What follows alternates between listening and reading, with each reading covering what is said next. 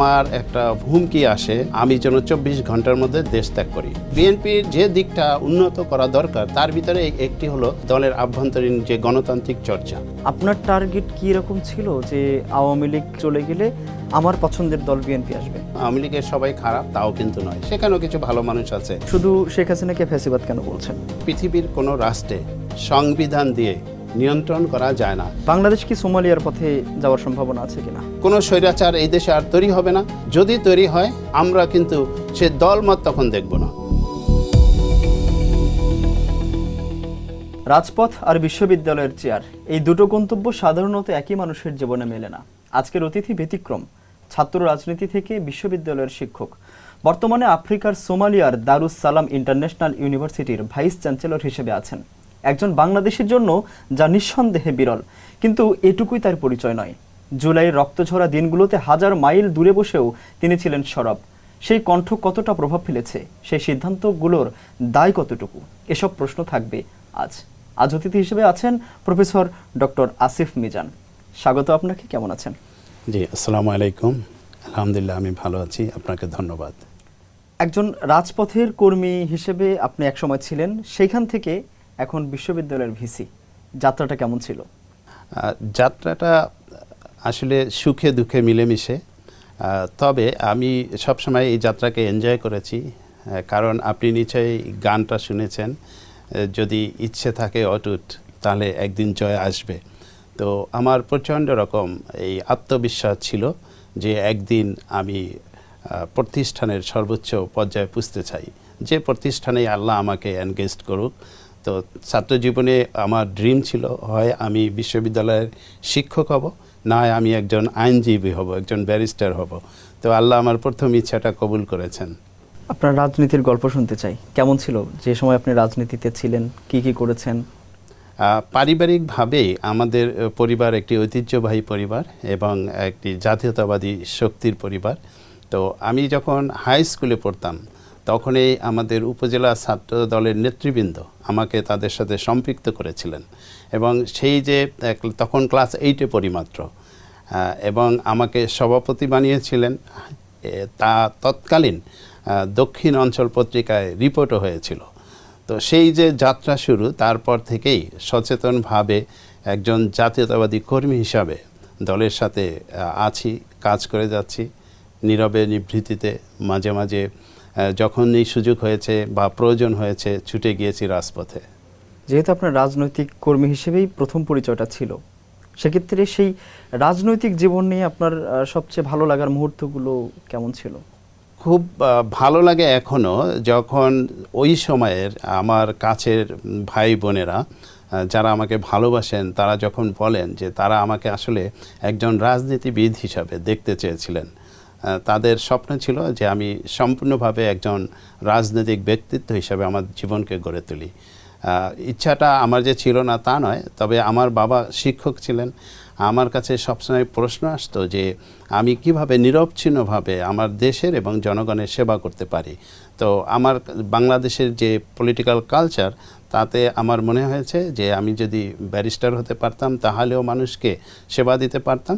আর আমার প্রথম যে পছন্দ, আগেই বলেছি, যে যদি বিশ্ববিদ্যালয়ের শিক্ষক হতে পারি তাহলেও পলিসি মেকিংয়ে যেভাবে সম্পৃক্ত হওয়ার সুযোগ থাকে, একইভাবে জনগণের কে গড়ে তোলা, মানুষের যে মনোজগৎ সেখানে প্রভাব ফেলার সুযোগ থাকে। আপনি যে সময়টা রাজনীতি করেছেন, এর মধ্যে বিশেষ কোন স্মৃতিগুলো আপনার মনে হয় বারবার? আমার সবচেয়ে বেশি মনে হয় আমি যখন হাই স্কুলে পড়তাম, আমাদের একজন ইংলিশ টিচার ছিলেন যাকে আমরা সবাই খুব ভয় পেতাম। কিন্তু হঠাৎ করে স্কুলে একটা অনুষ্ঠান হলো, রাজনৈতিক অনুষ্ঠান, যেখানে উপজেলা ছাত্রদলের নেতৃবৃন্দ আসলেন এবং সেই সভায় আমি সভাপতি এবং আমার যে স্যার, যাকে খুবই ভয় পাই, যার সামনে কোনো দিন চেয়ারে বসিনি, সেই স্যার ওই সভার প্রধান অতিথি এবং সভাপতি হিসাবে আমাকে তার পাশে বসতে হয়েছিল। তো সেটা যেমন আরামের ছিল, তেমন এই যে কদিন আগে আমাদের মাননীয় প্রধানমন্ত্রী জনাব তারেক রহমান বলেছেন যে তার চেয়ারটা হলো আগুনের চেয়ার, ওই দিন আমার কাছে তেমন মনে হয়েছিল যে আমি আগুনের উপর বসে আছি। তো ওই স্মৃতি আমার অন্যতম একটা স্মৃতি। এছাড়া এটা তো ছাত্র জীবনের কথা বললেন, ছাত্র জীবনের পরে ঢাকায় এসে বা এলাকায় থেকে সেই সময়টা?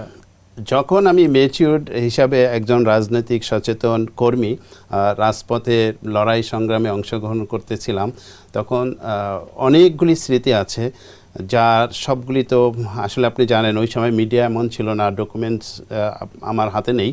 তবে সবচেয়ে যেটা আমার চোখে জল করে ওঠে সেটা হলো মানিক মিয়া এভিনিউ। আজকের মানিক মিয়া এভিনিউ যেভাবে মাঝখানে একটা ডিভাইডার আছে, তখন এটা ছিল না, এটা পুরোটাই ওপেন ছিল এবং ঢাকার সবচেয়ে বড় রাজপথ। সেখানে বিএনপির সর্বশেষ যে জনসভা হয়েছিল 2001 সালের নির্বাচনের আগে, সেই জনসভায় তৎকালীন বিরোধী দলীয় নেত্রী, গণতন্ত্রের মা আমরা যাকে বলি, মরহুমা খালেদা জিয়া, তার যে গাড়ি বহর সভা শেষে যখন সভাস্থল ত্যাগ করে, তখন আমি গাড়ির সামনে যে ব্যানর, প্রথমে আমি গাড়িকে রাস্তা করে দিচ্ছিলাম, ঠেলে দিচ্ছিলাম যে গাড়িটা যেন এগুতে পারে, এবং এক পর্যায়ে আমি যখন টায়ার্ড হয়ে গেলাম, তখন গাড়ির সামনে যে ব্যানের যে ইঞ্জিনের উপর যে জায়গাটা, ওখানে উঠে কিছুক্ষণ বসেছিলাম। তো আমার কাছে তখন দুইটা প্রশ্ন মনে হলো যে বিএনপির নেতৃবৃন্দ যারা এই কাজগুলি আসলে সচরাচর করে, তারা তখন ছিলেন না। এবং আমি সেই মানিক মিয়া এভিনিউ থেকে আপনার কৃষিবিদ ইনস্টিটিউট পর্যন্ত, ফার্ম গেটের যে ওই পর্যন্ত গেলাম। এরপরে আমি খুবই টায়ার্ড হয়ে গেলাম, গাড়িটা চলে গেল মহাখালীর দিকে, আর আমি সেখান থেকে ফিরে গেলাম। তো যদি ওই সময়ের কোনো ভিডিও, কোনো সংবাদ, কোনো বা আপনাদের মিডিয়ার মাধ্যমে আমি আবেদন রাখলাম, কারো কাছে যদি থাকে আমাকে দেয়, আমি খুবই খুশি হব। কত সালে এটা? এটা 2000 সালের ইলেকশনের আগে সর্বশেষ জনসভা যেটা ছিল, আমার দিন তারিখ মনে নাই, সর্বশেষ জনসভা। 2020 সালে সম্ভবত বিদেশে গেছেন। বিদেশে আসলে যেতে হলো কেন? আপনাকে একটু বলি, আমার হাতে একটা ছবি আছে, একটু আগেই আপনাকে বলছিলাম যে আমার যদি ওই সময়ের অনেক ছবিই নেই, কিন্তু এটা হলো সেই সর্বশেষ জনসভার একটা ছবি, যেখানে আপনি আমাকে দেখতে পারবেন এই যে সাদা টি শার্ট পরা আমি, একদম বর্তমান পানি সম্পদ মন্ত্রী শহীদুদ্দিন চৌধুরী এনি সহ অনেক নেতৃবৃন্দ কিন্তু যারা ওখানে আমার আশেপাশে আছে, তারা আজকে হয় মন্ত্রী না হয় এমপি। তো ওরকম জায়গায় আমি তখন আমার রাজপথের কর্মকাণ্ড চালাতাম। এবং সর্বশেষ তো বললাম এই যে আমি যখন টায়ার্ড হয়ে যাই, সামনে আমি গাড়ির উপরে বসে পড়ি। এটা হলো 2020 সালের, আপনি এখানে দিন তারিখ দেওয়া আছে 14 ফেব্রুয়ারি। এর পরপরই আমি যখন এলাকাতে যাই, এখানে দেখবেন আরেকটা সংবাদ আছে, এটা হলো অক্টোবরে, 21শে অক্টোবর 2000। এখানে এই নিউজটা যদি আপনার সুযোগ হয়, আপনি দর্শকদেরকে দেখাবেন বড় করে।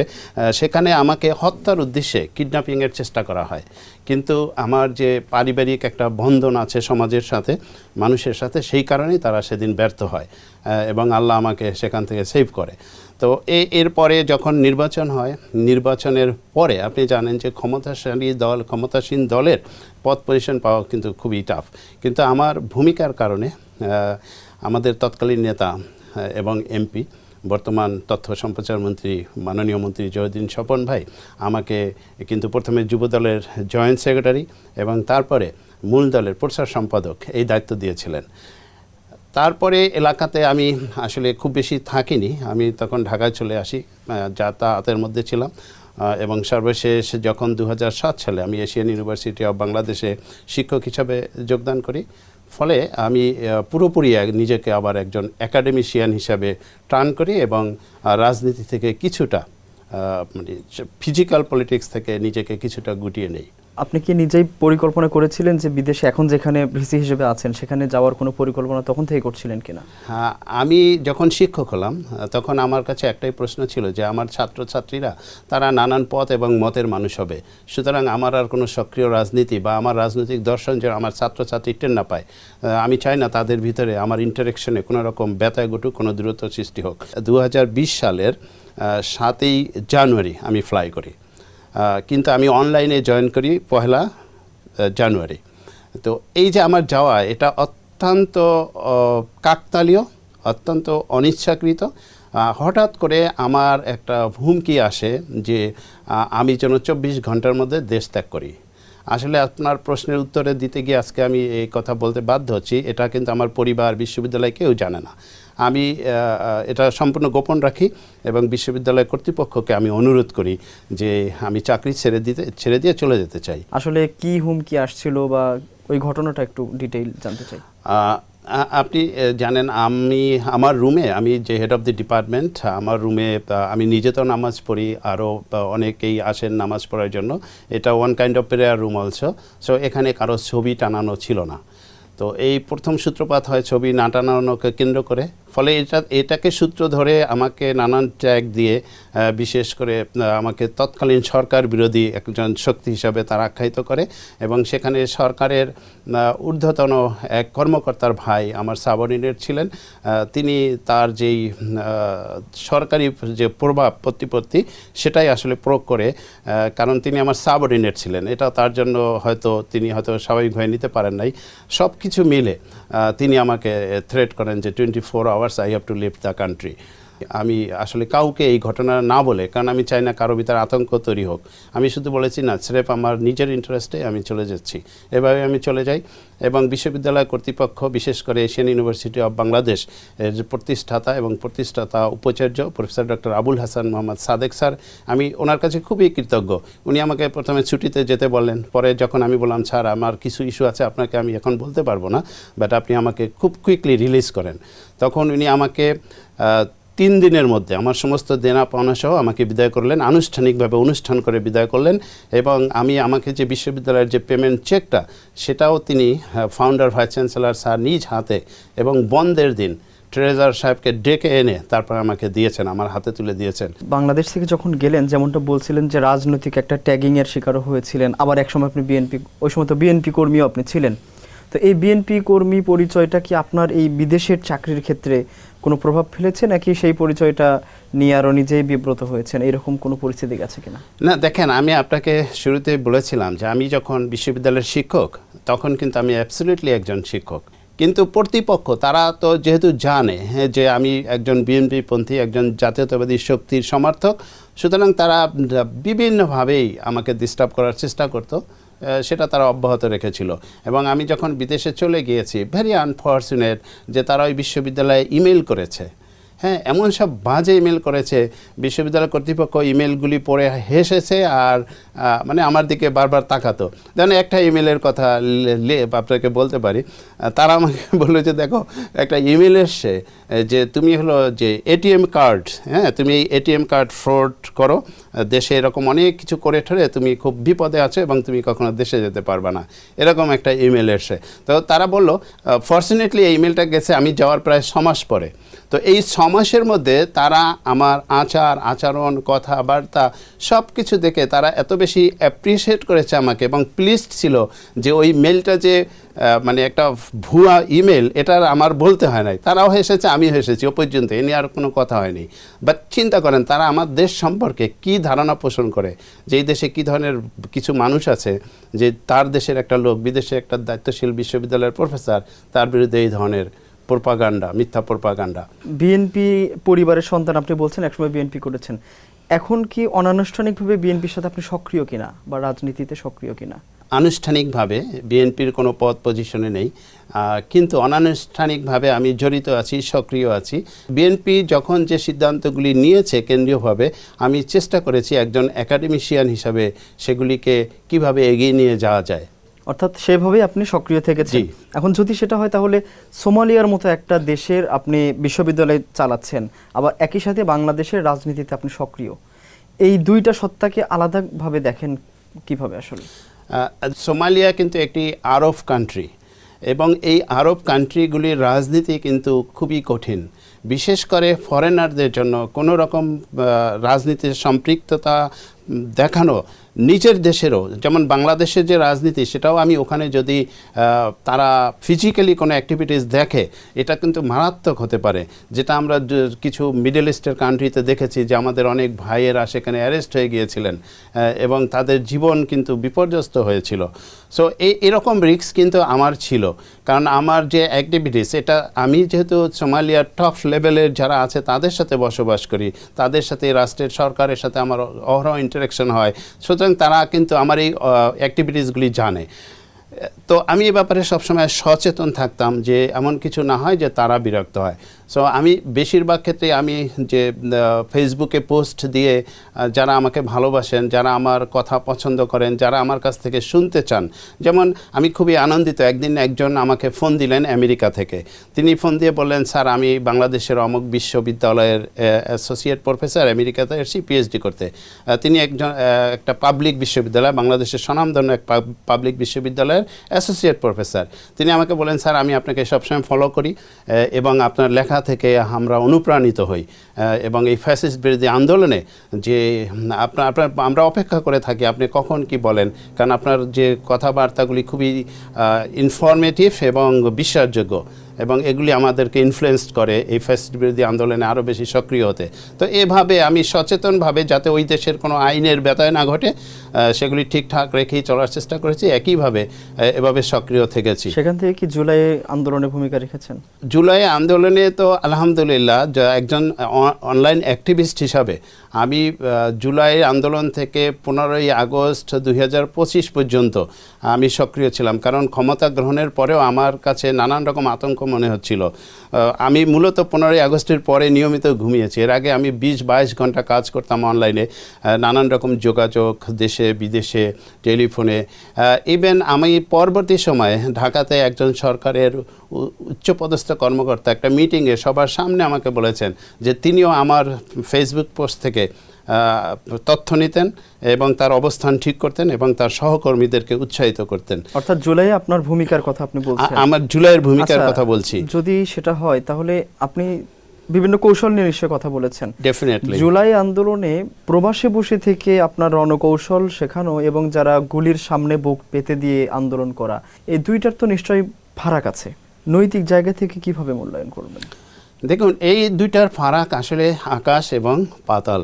আমরা যারা বিদেশে বসে সোশ্যাল মিডিয়ায় কাজ করেছি, আমরা সিনেমার হিরোর মতো কাজ করেছি। হিরো যেমন 10 তলা থেকে লাফ দিয়ে পড়ে, সে জানে যে সে অ্যাক্সিডেন্ট হবে না, আসলে সে তো লাফ দিচ্ছে না প্র্যাকটিক্যালি। ঠিক একইভাবে আমরা ওইরকম একটা সেফেস্ট জায়গায় থেকে অনেক বেশি রিস্ক নিয়ে কথাবার্তা বলতে পেরেছি। কিন্তু আমি চরমভাবে আতঙ্কিত হয়ে পড়েছিলাম 3-4 তারিখে, কারণ আমার ফ্যামিলি তখন ঢাকায় ছিল। আমি সবাইকে বুঝতেও দেই নাই যে আমার ফ্যামিলি ঢাকায় আছে। আমি একজন সিকিউরিটি এক্সপার্ট হিসাবে আমার পার্সোনাল সিকিউরিটি, ফ্যামিলি সিকিউরিটির কথাও মাথায় রেখেছি।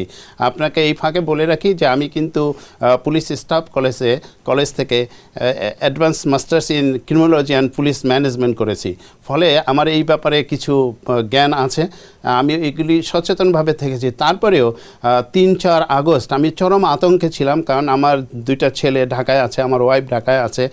অনেক পুলিশ কর্মকর্তা ইতিমধ্যেই ততক্ষণে আমাকে ফোন দিয়েছে যে আমি কি আর দেশে আসবো না, আমি এরকম কেন কথাবার্তা বলছি।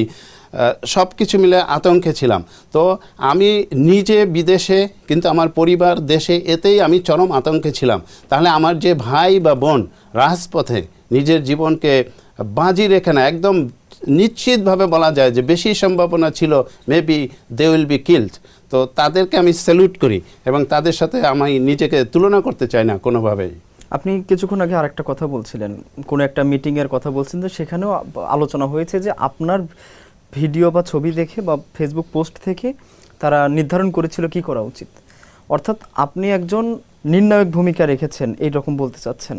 তো এটার পেছনে আপনার এমন কোনো পোস্ট, ভিডিও বা ছবি আছে কিনা যেটা আপনি বলেছেন এবং আপনার নির্দেশনাতেই করেছে, এমন কোনো প্রমাণ আছে আপনার কাছে?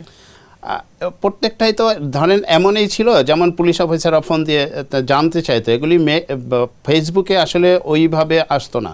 ঠিক আছে, যেমন ফেসবুকে যেটা আসতো যে আমাদের বিজয় নিশ্চিত, হ্যাঁ। তারপরে আমি যেমন সর্বশেষ দিনগুলিতে লিখেছিলাম যে যারা এখনও দ্বিধাদ্বন্দ্বে আছে তাদেরকে বলছিলাম যে দেখো, this is the last train, this is the last train, তোমাদের এটাই সুযোগ, তোমরা এখনও ট্রেনে উঠে পড়ো। এবং আমি এই যে জাপানি প্রবাদ দিয়ে তাদেরকে এটা বোঝাতে চাইতাম যে হয় তুমি নিজেকে ক্লোজ করে রাখো, না হলে ট্রেনে চড়ে বসো।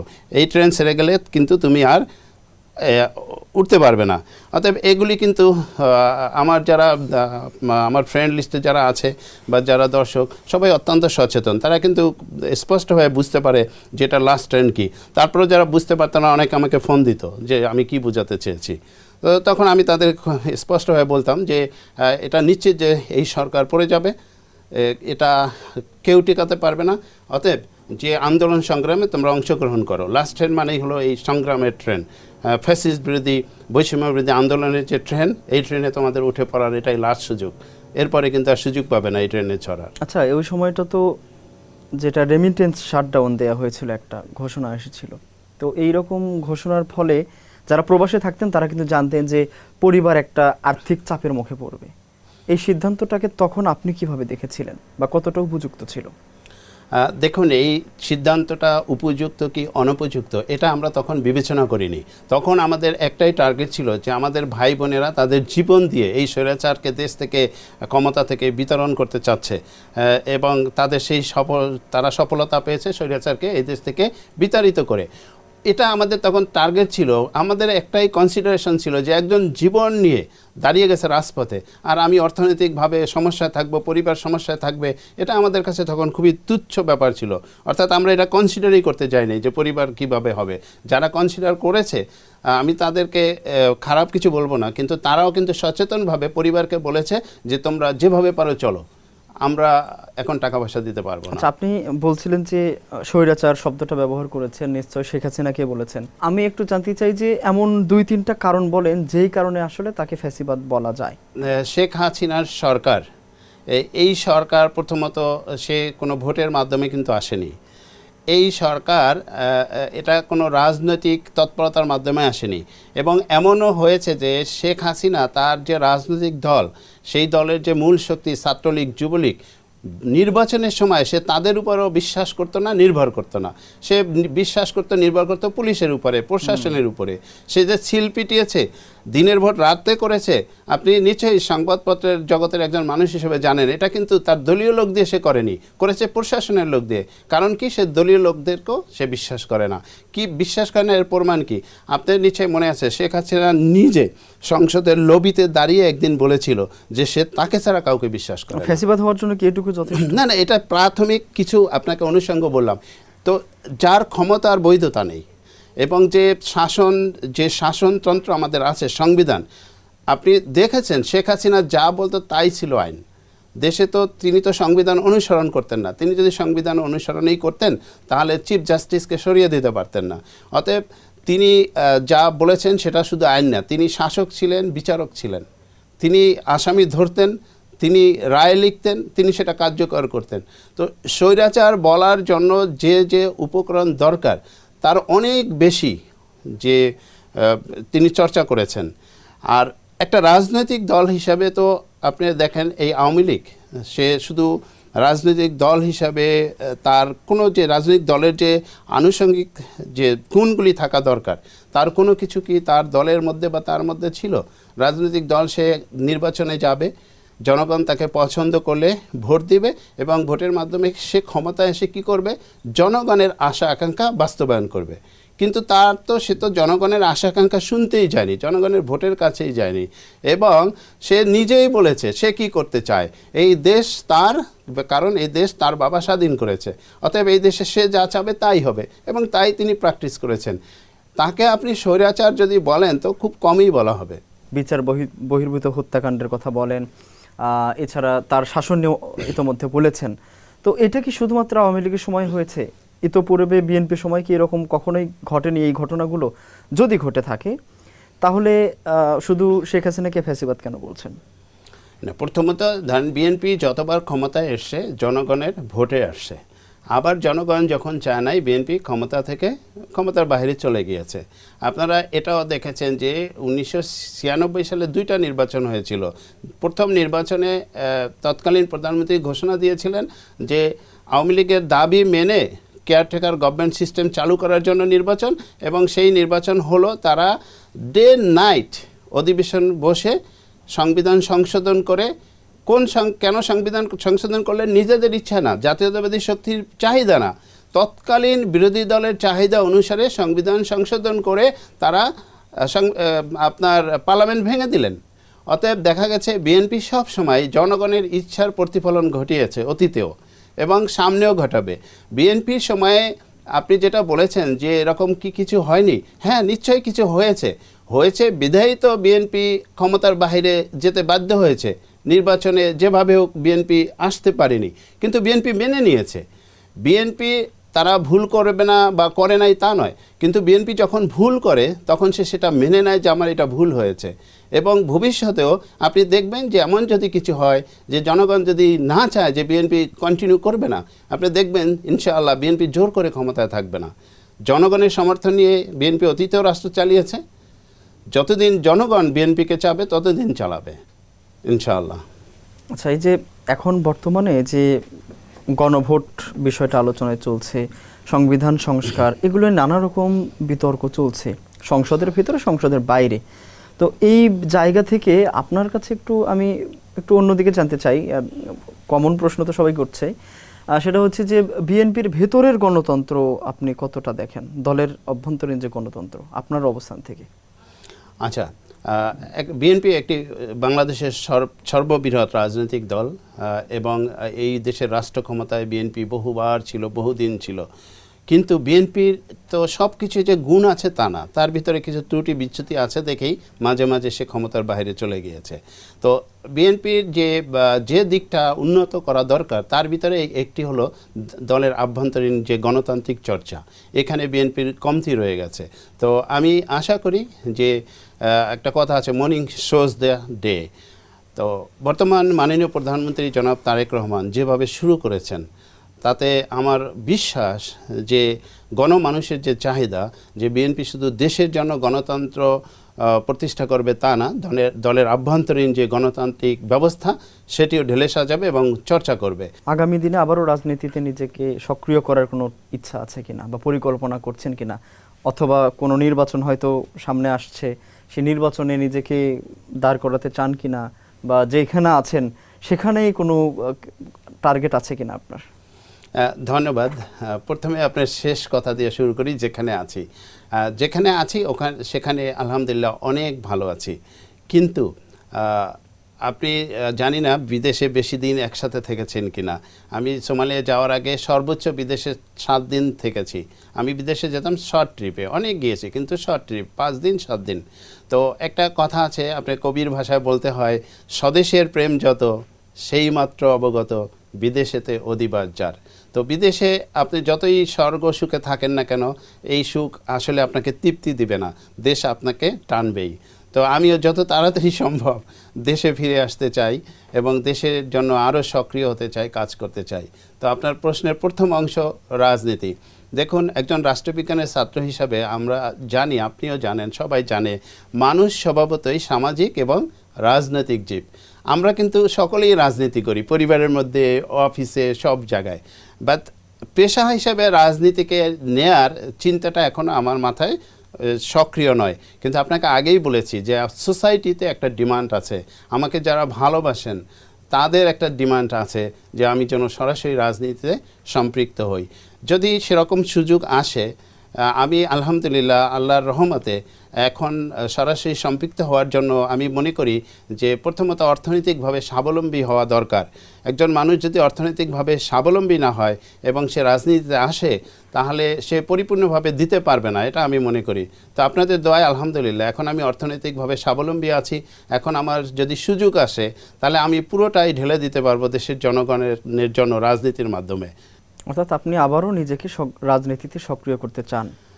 আমি আরও যদি ক্লিয়ার করে বলি, আমি যতদিন শিক্ষক আছি অ্যাবসলিউটলি আমি শিক্ষকেই থাকব। যদি রাজনীতিতে সম্পৃক্ত হই তাহলে পরিপূর্ণভাবে একজন রাজনৈতিক কর্মী হিসেবেই থাকবো ইনশাআল্লাহ। আচ্ছা, আপনি অর্থনীতির একটা বিষয় বলছেন, যদি অর্থ নিয়ে একটা বিষয় বলি, যে আপনারা অভিযোগ করে থাকেন যে আওয়ামী লীগ সরকার বা শেখ হাসিনার সরকার তারা অর্থ পাচার করেছে বিদেশে। তো এই অর্থগুলো বাংলাদেশে আনার ক্ষেত্রে আপনার কোনো পরামর্শ আছে কিনা, বা কোনো উপায় জানা আছে কিনা যে এই উপায়ে পাচার হওয়া অর্থগুলো ফিরিয়ে আনা সম্ভব? ধন্যবাদ। যেহেতু আমি এ বিষয়ে এক্সপার্ট না, কিন্তু আপনি নিশ্চয়ই জানেন যে বাংলাদেশ ব্যাংকের একটা উইং আছে, একটা ডিপার্টমেন্টেই আছে এই বিষয়ে কাজ করার জন্য। এবং আমি যখন পুলিশ স্টাফ কলেজে মাস্টার্স করতেছিলাম তখন বাংলাদেশ ব্যাংক থেকে একজন আমাদের গেস্ট লেকচারার ছিলেন, তিনি এই বিষয়গুলি ব্যাখ্যা করেছিলেন এবং তা থেকে আমার মনে হয়েছে যে সরকার যদি সত্যিকার অর্থে চায় তাহলে এই অর্থগুলি ফেরত আনা সম্ভব। যে জুলাই আন্দোলনে আপনি যে ভূমিকা রেখেছিলেন, আপনি বলছেন আপনার টার্গেট কি এরকম ছিল যে আওয়ামী লীগ সরকার আছে, সে চলে গেলে আমার পছন্দের দল বিএনপি আসবে, এরকম কোনো টার্গেট ছিল নাকি আসলে এই ব্যবস্থার যে ব্যবস্থায় এখন সরকার চলছে সেই ব্যবস্থা বাদ দিয়ে নতুন একটা ব্যবস্থা দরকার? আসলে আমি জীবনে যা কিছু করি আমার ওরকম টার্গেট না যে আমি কি পাবো, আমি আসলে চিন্তা করি যে আমি কিভাবে আমার সময়টাকে ফ্রুটফুল অ্যান্ড ইফেক্টিভলি ইউজ করতে পারি। আমি আপনার বিষয়টা বুঝতে পেরেছি যে আপনি কি পাবেন এই টার্গেট নিয়ে করেন নেই, কিন্তু আমার প্রশ্নটা ঠিক অন্য জায়গায়। আমি বলছি যে জুলাই আন্দোলনে যেহেতু আপনি একটা স্ট্যান্ড নিয়েছিলেন, তাহলে সেই স্ট্যান্ডের কারণটা কি ছিল যে আপনি কিছু পান বা না পান আওয়ামী লীগ সরকার নাই মানে ক্ষমতায় আসবে বিএনপি, এইরকম টার্গেট, নাকি এমন ছিল যে আসলে আপনি আওয়ামী লীগের বিপক্ষে অবস্থানটা কেন নিয়েছিলেন? না দেখেন, আমার আওয়ামী লীগের বিপক্ষে কোনো অবস্থান নেই। আওয়ামী লীগে আমার অনেক ভালো বন্ধু ছিল, আওয়ামী লীগের সবাই খারাপ তাও কিন্তু নয়, সেখানেও কিছু ভালো মানুষ আছে।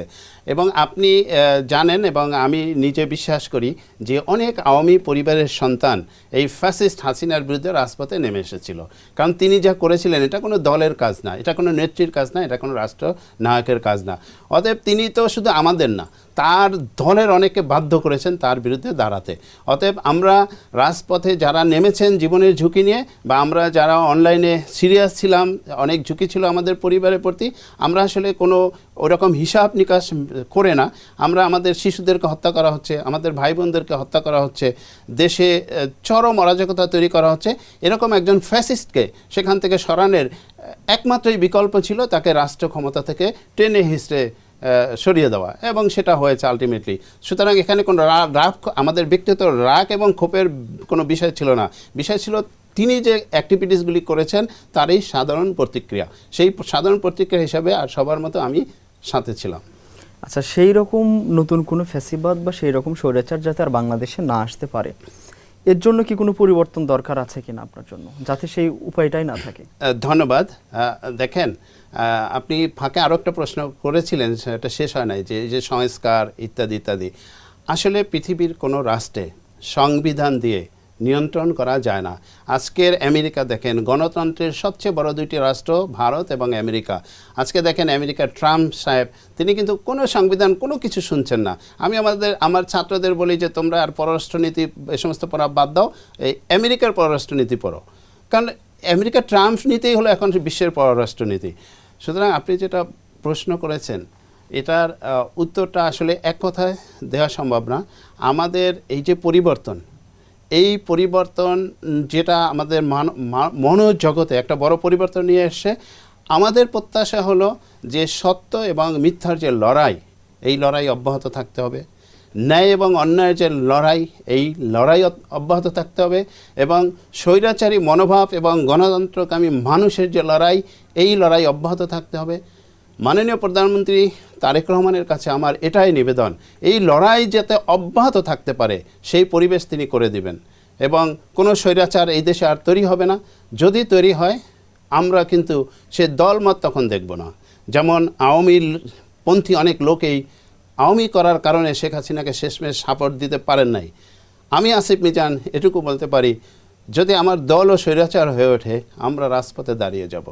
সুতরাং মাননীয় প্রধানমন্ত্রীর কাছে আমার এটা নিবেদন, আবারও আপনার এই মিডিয়ার মাধ্যমে, যে আমরা যেন সত্য ন্যায়ের যে লড়াইটা আছে এটা অব্যাহত রাখতে পারি, মিথ্যা এবং সত্য যেন হাত ধরাধরি করে চলতে না পারে, ন্যায় অন্যায়ের যেন কোনো বন্ধুত্ব না হয়, স্বৈরাচার আর গণতন্ত্রকামী মানুষ যেন এই যে বলে না কে সাধু আর কে ভণ্ড কিছুই চেনা যায় না, এই পরিবেশ যেন বাংলাদেশে আর না হয়।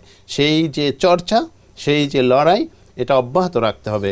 এটা আমাদের সবাইকে অব্যাহতভাবে এখানে কাজ করে যেতে হবে। আপনি সোমালিয়ায় আছেন, সেই রাষ্ট্রকে খুব কাছ থেকে দেখার সুযোগ হয়েছে, আপনারা দেখছেন। বাংলাদেশ কি সোমালিয়ার পথে যাওয়ার সম্ভাবনা আছে কিনা? দেখুন, বাংলাদেশ যদি অনেক ক্ষেত্রে সোমালিয়ার পথে যায় আমি ওয়েলকাম করব। যেমন ধরেন, আমি সোমালিয়াতে 6 বছর ধরে আছি, আমি কিন্তু ক্যাশ টাকা গুনে দেখিনি, সেখানে মোবাইল মানি ট্রান্সফার। তো বাংলাদেশ যদি এই পথে হাঁটে, ওয়েলকাম।